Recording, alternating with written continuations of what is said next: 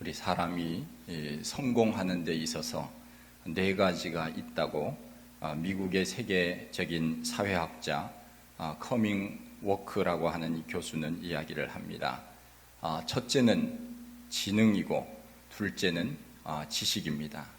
지능은 우리가 태어날 때부터 가지고 있는 IQ를 말합니다. 지식이라고 하는 것은 배워서 머릿속에 넣는 것, 이것이 지식입니다. 지능이 좋다고 해서 지식이 있는 것은 아닙니다. 지식은 끊임없이 배워야 하는 것입니다. 셋째는 기술이고 넷째는 자세입니다. 그 중에 가장 중요한 성공 요소는 자세라, 그렇게 이야기를 했습니다. 그래서 유명한 말이 있습니다. 자세가 모든 것이다. 영어로 말하면 attitude is everything. 자세라고 하는 것이 모든 것이다 하는 것입니다. 아무리 지능지수가 높고 지식과 기술이 있어도 그것을 대하는 삶의 자세, 마음, 이것이 잘못되어 있으면 성공할 수 없다는 이야기입니다. 제가 신학교에서 학생들을 올해까지 이제 10년 동안 제가 가르치고 있는데, 학생들의 수업 태도를 보면 어느 정도 점수를 받겠구나 짐작을 합니다. 평소에 수업 태도가 좋지 않으면 좋은 점수를 받지 못합니다. 중요한 것은 우리가 무엇을 하든지 거기에 대한 긍정적인 자세로 사는 것, 공부를 하는 것도 긍정적인 자세로 하는 것, 내가 이 공부를 함으로 인하여 나에게도 유익이 되지만 다른 사람에게도 유익을 줄 수 있다고 생각하고 공부하는 자세, 그것이 중요합니다. 전에는 부모님들이 공부해라, 배워서 남주냐, 그러면서 공부하라고 이야기를 했습니다. 요즘은 바뀌었습니다. 배워서 남주자. 내가 잘 배우면 그것이 다른 사람에게도 선한 영향력을 끼치기 때문에 그렇습니다. 그래서 언제나 배우는 자세, 공부하는 자세, 긍정적인 자세로 이 세상을 살아가는 사람은 그것이 사회적으로나 국가적으로나 유익이 되고, 또 큰일을 하지 못한다 하더라도 내가 속한 공동체에서 많은 사람들에게 선한 영향력을 끼칠 수 있기 때문에 그렇습니다. 우리 마음속에 부정적인 자세를 가지고 살아간다면 우리 주변 사람들이 얼마나 힘들겠습니까? 긍정적인 자세로 살아가는 사람 옆에 있으면 나도 모르는 사이에 긍정적인 마음으로 바뀌게 되고, 그 사람이 옆에 있음으로 인하여서 내 마음도 즐거워지는 것을 많이 경험합니다. 오늘 읽은 이 말씀은 바울이 고린도 교회 성도들에게 가르친 말씀입니다. 바울은 고린도 교회에 심혈을 기울였습니다. 때로는 비용이 부족할 때 스스로가 천막을 만들어가면서 복음을 전하기도 하고, 또 어려운 중에 고린도 교회를 개척했습니다. 그런데 그 고린도 교회에 분쟁이 일어나고, 특히 고린도 후서에 보면은 성도들이 바울을 가지고 계속적으로 어렵게 만듭니다. 당신이 사도의 자격이 있느냐, 사도권을 가지고 바울을 괴롭히기도 했습니다. 또한 바울의 약점을 지적하기도 했습니다. 다른 사람들은 아내를 데리고 다니는데 바울은 혼자 다니니 문제가 있는 것 아니냐 말하기도 했습니다. 글은 잘 쓰는데 말은 시원치 않구나, 그러면서 개인적인 약점을 들어서 비난을 하기도 했습니다. 본문은 바울이 마게도냐에 갔다가 다시 보냄을 받아 여러 지역으로 옮겨 다니면서 복음을 전했습니다. 이것은 사실 바울이 처음부터 계획한 대로 된 것은 아니었습니다. 우리 사람은 성경에도 나와 있지만은 사람은 자기의 일을 계획할지라도 그 걸음을 인도하시는 분은 여호와 하나님이시라 말씀하고 있지 않습니까? 우리는 계획하면서 이 세상을 살아야 됩니다. 그러나 그 계획의 모든 주관자는 우리 하나님이심을 믿고 우리는 그 계획을 하나님 앞에 맡겨야 됩니다. 바울도 마찬가지입니다. 내가 이번에는 어느 지역으로 가서 복음을 전해야 되겠다. 내가 이번에는 어느 지역에 가서 이렇게 복음을 전해야지 계획을 가지고 출발을 했습니다. 그러나 계획대로 되지 않았습니다. 이것을 가지고 고린도 교회 성도들은 바울에게 이야기를 합니다. 당신이 계획도 없이 그렇게 살아가서는 되겠느냐? 우리에게 온다고 했으면서 왜 오지 않고 다른 곳으로 갔느냐? 이렇게 말하기도 했습니다. 그래서 바울은 이 일을 가지고 이야기합니다. 이렇게 계획할 때 내가 어찌 경솔히 하였으리요? 혹 계획하기를 육체를 따라서 계획하면서 예 하면서 아니라고 하는 일이 내게 있을 수 있겠느냐? 하나님은 미쁘시니라. 하나님은 다 아신다. 이렇게 말씀하고 있습니다. 우리가 너희에게 한 일은 예 하고 아니라 함이 없노라. 내가 내 육체의 유익을 따라서 예도 하고 아니라고도 하면서 내가 살았겠느냐? 그렇지 않다는 것입니다.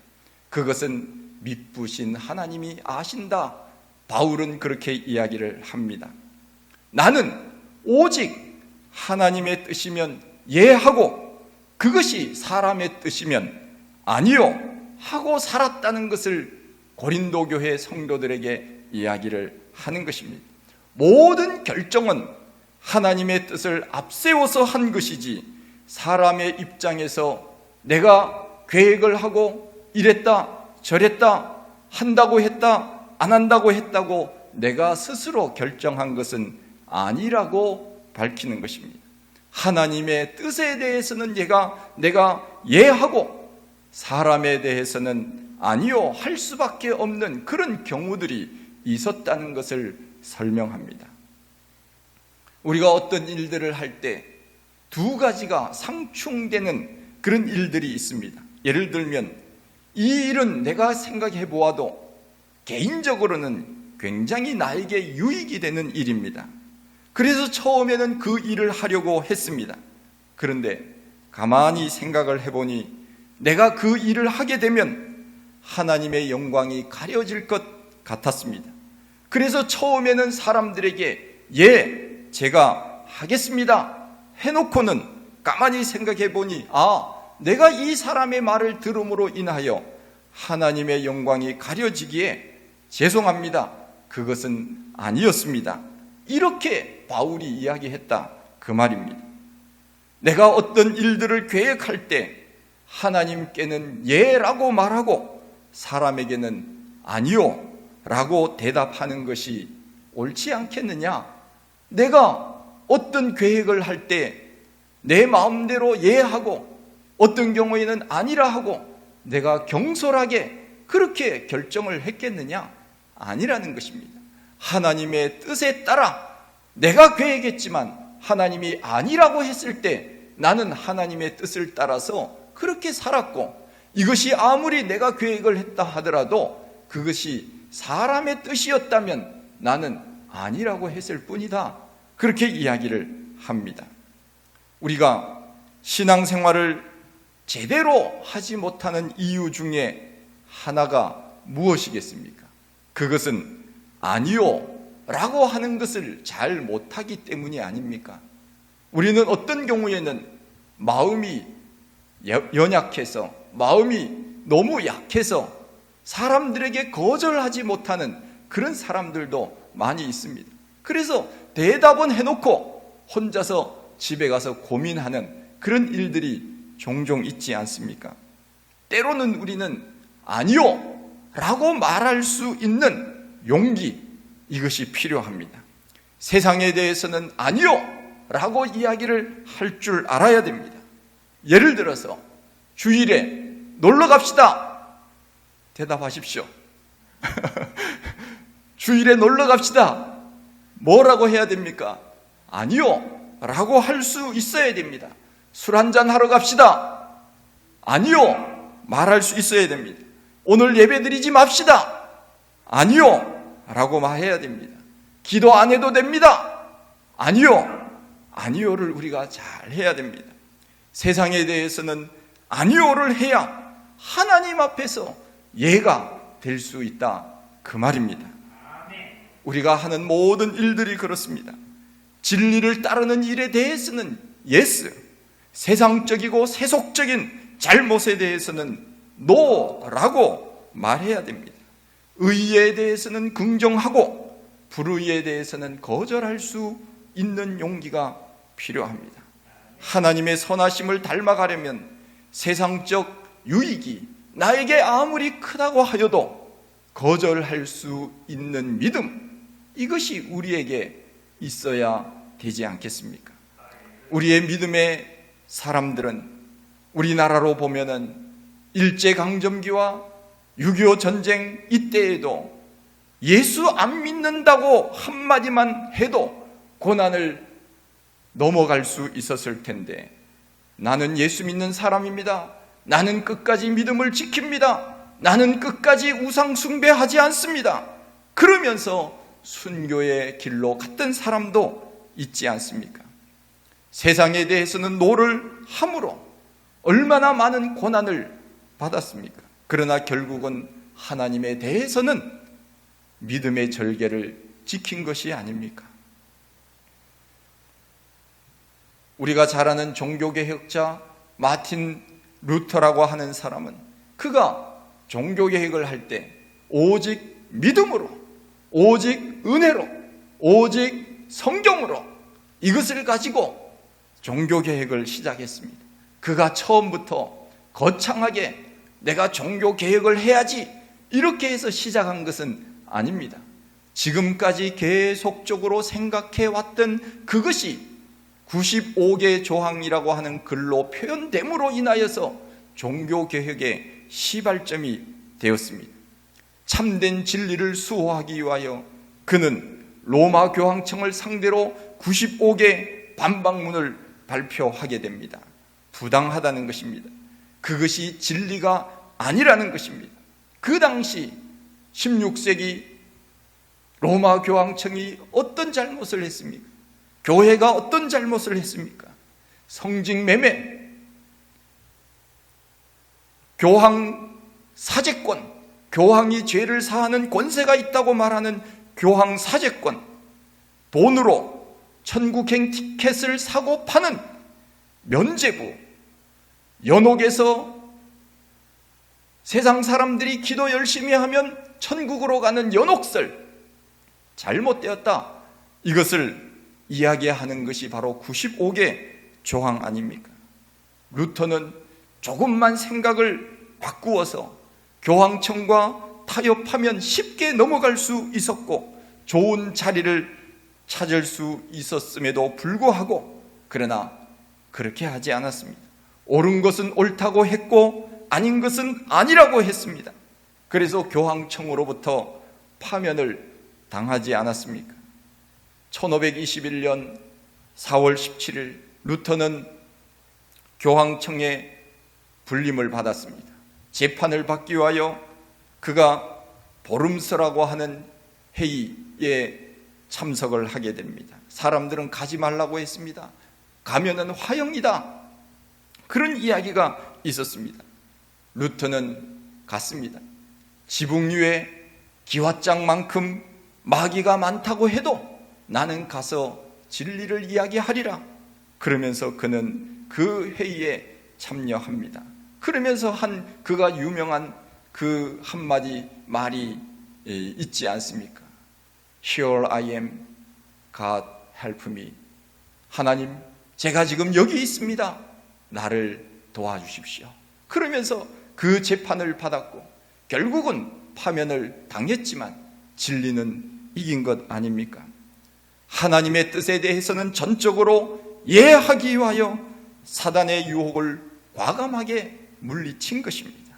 진리에 대해서는 우리가 사수해야 됩니다. 우리는 하나님의 영광을 위해서라면 언제든지 예라고 말하고, 하나님의 영광을 가리는 일이라면 노라고 말하며 그렇게 살아야 합니다. 우리의 믿음을 흔들어 놓는 것은 외부의 유혹이 아닙니다. 내 마음속에 움트고 있는 유혹입니다. 세상의 정욕, 안목의 정욕, 이생의 자랑, 이런 것들이 내 믿음을 흔들어 놓는 것입니다. 내가 이 땅에서 어떻게 하면 더 나은 유익을 위하여 살까? 그것을 생각하면 우리의 믿음이 자꾸 흔들립니다. 내가 세상적으로는 내가 이렇게 하면은 더 많은 유익을 얻을 수 있을 것 같은데, 그러면서 주님은 잠깐 눈 감고 계십시오. 제가 잠깐만 제가 했다가 다시 돌아오겠습니다. 그러면서 주님을 멀리하는 그런 사람들도 많지 않습니까? 우리는 그 어떤 경우에도 우리는 하나님의 영광이 아니면 우리는 거절할 수 있어야 되고, 세상 사람들의 말에 넘어가서는 안 됩니다. 노라고 아니라고 그렇게 말할 수 있는 용기와 믿음이 우리에게 필요하지 않겠습니까?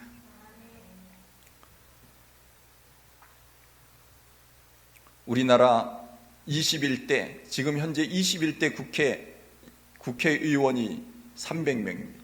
우리나라 국회의원이 300명인데 그 중에 나는 기독교인입니다 하면서 스스로 밝힌 사람들이 125명입니다.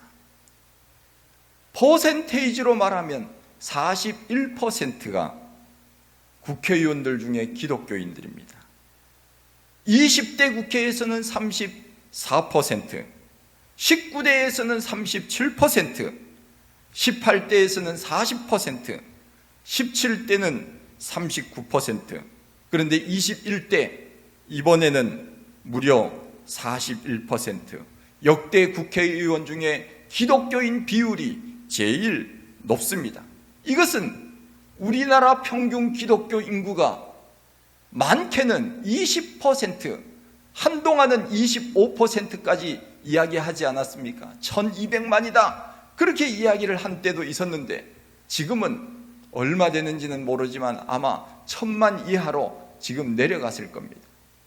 우리 기독교의 인구가 전체적으로 20%라고 한다면 국회의원들의 기독교인 비율은 무려 41%, 2배가 넘습니다.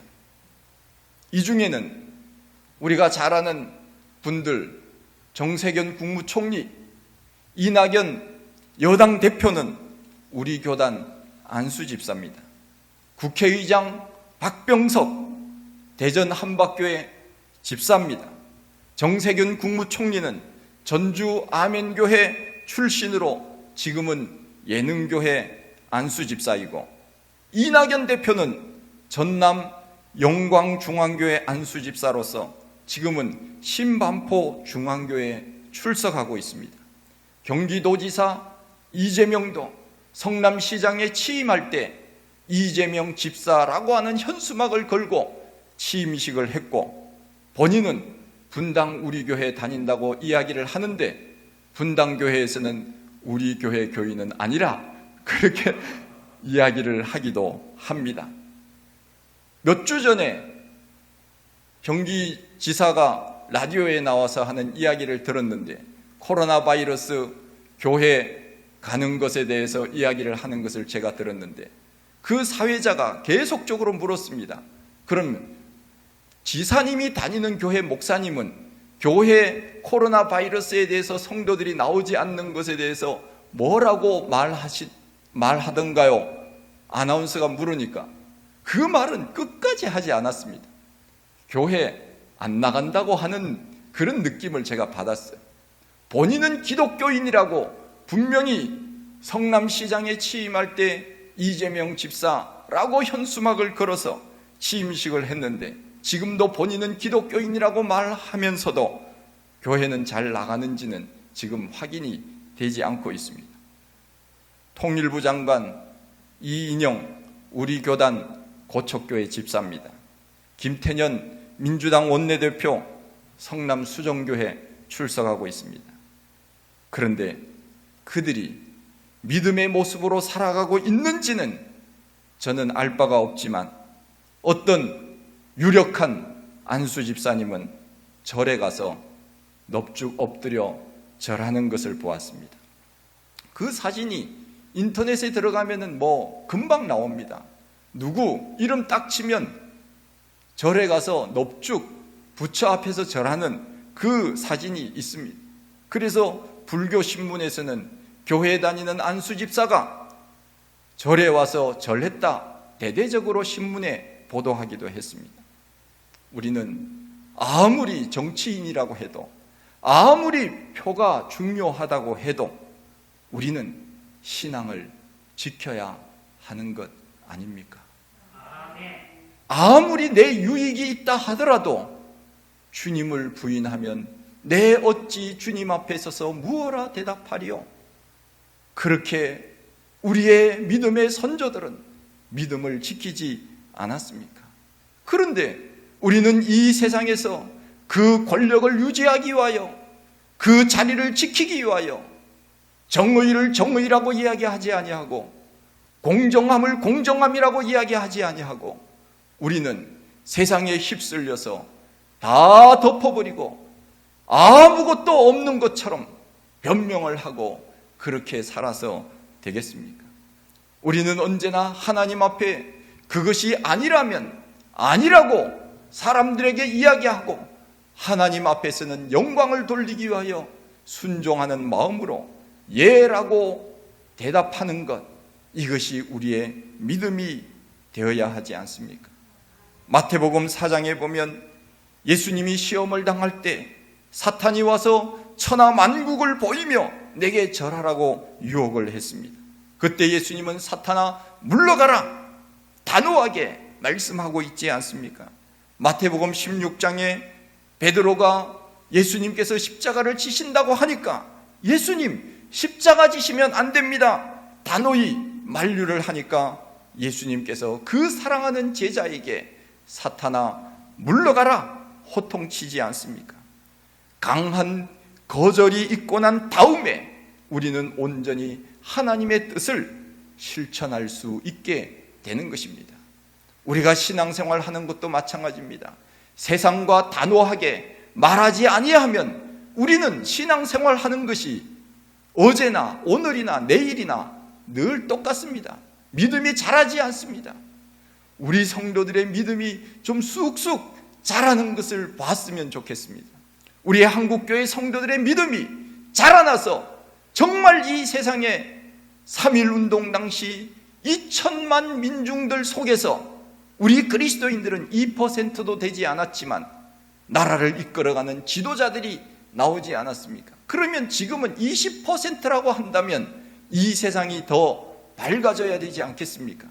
지도자들이 41%가 국회의원인데도 불구하고 이렇게 된 것은 왜 이렇게 된 것입니까? 우리는 하나님 앞에 예하고 세상에 대해서는 아니라고 말할 수 있는 이 믿음, 이것이 있어야 되지 않겠습니까? 오늘 본문에도 아멘이라고 하는 말이 나옵니다. 이 말은 히브리어지만 헬라어에서도 아멘을 그대로 번역을 했습니다. 우리도 아멘을 그대로 사용하고 있습니다. 성경을 보면 진실로 진실로 라고 하는 표현이 있는데 이 말은 헬라어로는 아멘, 아멘, 레고소이라고 하는 단어입니다. 진실로 진실로 그렇습니다 하는 뜻입니다. 하나님의 뜻에 대해서는 바른 자세요, 진실한 응답, 이것이 바로 아멘입니다. 전적으로 하나님의 말씀으로 내가 믿습니다 하는 것, 이것이 아멘입니다. 우리가 하나님의 말씀을 오늘도 처음에는 다 같이 읽지 않았습니까? 어떤 교회는 성경 봉독할 때는 다 같이 일어나십시다 그렇게 얘기하더라고요. 자꾸 일어났다 앉았다 그러면 좀 건강치 못하신 분들, 또 연세가 많으신 분들은 좀 힘들기는 해요. 그런데 뭐 잠깐이니까 우리가 좀 할 수 있으면 하면 좋겠지요. 하나님께서 나에게 주시는 말씀이니까 우리는 경외심을 가지고 일어나는 것이지요. 그런 의미로. 그러나 일어나기 힘든 분들은 앉으셔도 됩니다. 그러니까 너무 부담감을 갖지 마시고, 우리는 뭐 그렇게 하지는 않지만 찬송 부를 때 일어나는 것 잠시지만 힘드신 분들이 있지요. 그러나 그것은 하나님에 대해서 경외함으로, 그래서 우리는 하나님의 말씀을 읽고 난 다음에는 마지막에는 아멘 이렇게 큰 소리로 대답하지 않습니까? 이 말씀은 진리입니다. 이 말씀을 내가 그대로 받아들입니다 하는 뜻이 있습니다. 찬송을 부르고 난 다음에도 우리는 아멘 이렇게 하지 않습니까? 우리 찬송가가 645곡이 수록이 되어 있는데 그 중에 310곡 마지막에 아멘이라고 하는 가사가 그 곡이 붙어 있습니다. 그리고 안 붙어 있지만 우리는 마지막에 내가 신앙 고백적인 차원에서 아멘 이렇게 하지 않습니까? 하나님의 말씀은 어떤 것이든지 간에 주시는 대로 우리는 아멘 받아들이는 것입니다. 이것이 하나님의 말씀에 대한 자세요, 하나님의 뜻에 대한 순종입니다. 그러기에 우리는 하나님의 말씀에는 무조건 아멘입니다. 노가 있을 수 없습니다. 왜요? 이것은 절대 진리니까. 우리가 이 세상 사람들하고는 친하게 지내야 됩니다. 그러나 하나님의 말씀에 대해서, 구원에 대해서는 이것은 절대 진리입니다. 세상에는 상대 진리가 있고 절대 진리가 있는데 상대 진리는 변하는 것, 하나님의 진리는 변하지 않는 것, 이 절대 진리는 우리가 놓아서는 안 됩니다. 하나님의 말씀에 예, 아멘 하는 신앙, 이것이 우리에게 필요하지요. 저는 문자나 카톡을 누구로부터 받았을 때, 개인적으로 받았을 때 제가 거의 답장을 하는 편입니다. 제가 일주일에 한 번씩 문자 보내는데 잘 받고 있으시죠? 괜찮습니다. 답장 안 하셔도 제가 괜찮은데, 개인적으로 할 때는 제가 늘 답장을 하는데, 대부분이 제가 카톡이나 문자 답장을 할 때 처음에 뭐라고 하는가 하면은 예 집사님, 예 권사님, 이렇게 제가 시작을 합니다. 예라고 하는 것은 순종입니다. 집사님, 권사님, 장로님 이렇게 부르는 것은 존경입니다. 그래서 저는 우리 성도님들 직분을 부를 때 예 집사님, 예 권사님, 예 장로님, 예 목사님, 이렇게 제가 늘 부르기를 원합니다. 이것은 순종과 존중함의 표시입니다. 여기에는 분쟁이 있을 수가 없습니다.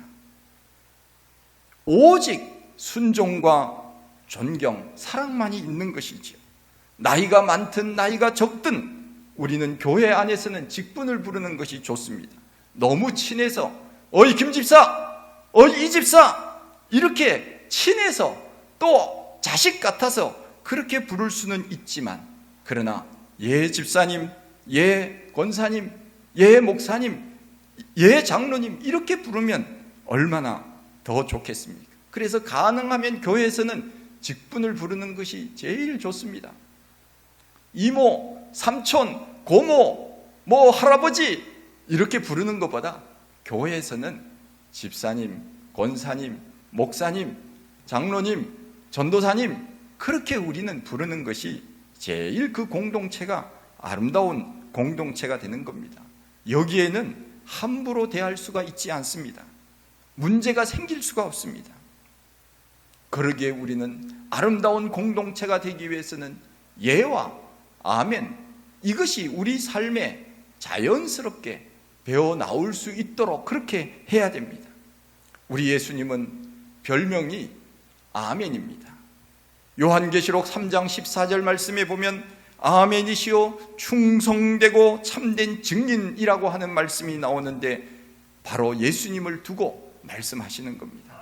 예수님의 일생은 아멘으로 시작해서 아멘으로 끝났습니다. 하나님의 말씀에 아멘하기 위하여 예수님은 40일 금식 기도로 공생애를 시작했습니다. 마지막 순간에 십자가를 지시면서 주님은 내 뜻대로 마시고 아버지의 뜻대로 되기를 원합니다. 아멘 하지 않았습니까?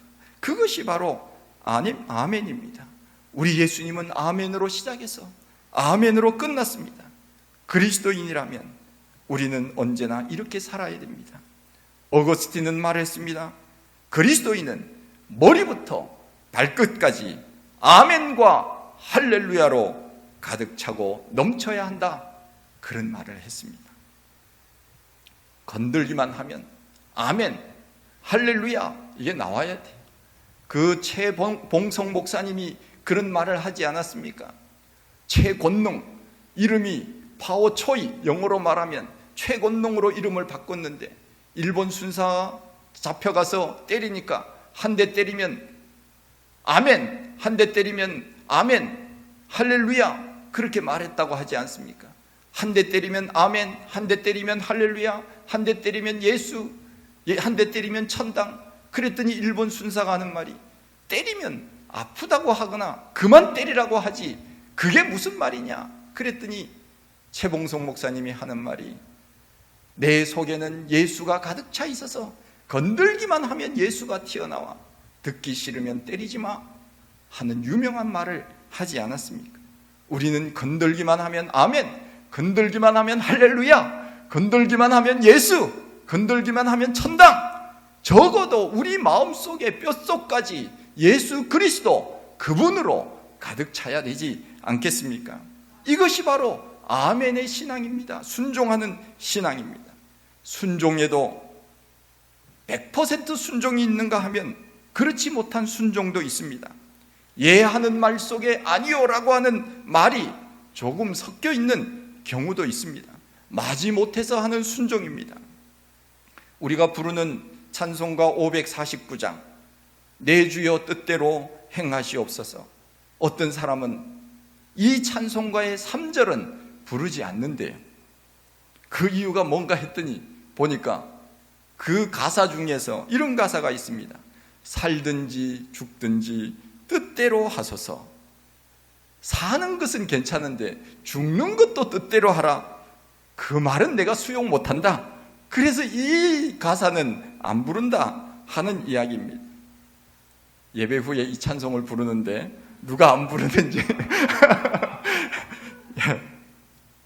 우리는 물론 억지로 아멘 할 수는 없지요. 내 마음에 감동이 없는데 어떻게 아멘 하겠습니까?